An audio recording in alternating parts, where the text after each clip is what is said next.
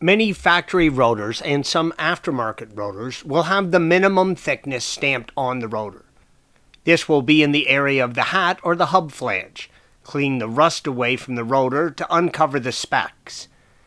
For all Z3 models, your brake specifications can be found by following a link provided at the end of this video. It's a good idea to inspect and replace your brake pads when replacing your rotors.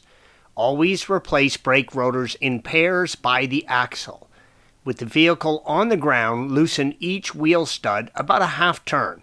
This will help with removing them once the vehicle is jacked up. Raise and support the axle of the vehicle you are replacing the brakes on. If you need additional assistance with that task, please follow the link provided at the end of this video.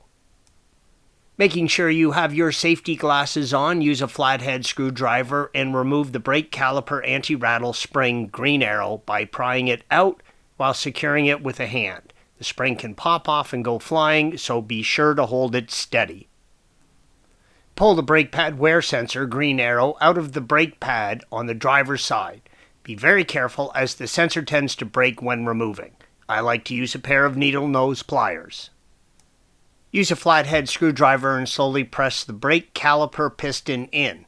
This allows the brake caliper to be pulled off of the brake rotor more easily. I like to pry between the outer brake pad and the brake rotor. This way there is less chance of damaging the caliper piston.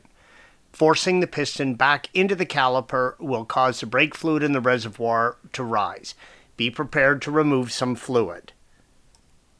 Working behind the caliper, remove the two 18mm, rear rotor is 16mm, brake caliper mounting bolts, green arrows. Remove the brake caliper bracket from the wheel carrier and hang the caliper using a metal coat hanger or rope. Never allow the caliper to hang by the brake hose.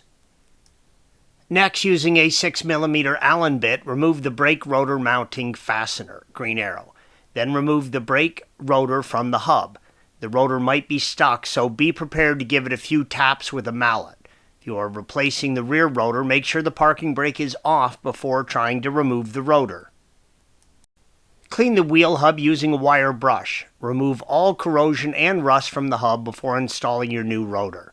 Installation is the reverse of removal. Once everything's together, the brake pedal should be pressed several times to bring the pads back into contact with the new rotor. Thanks for watching. Be sure to subscribe to our channel and check out another video in this series.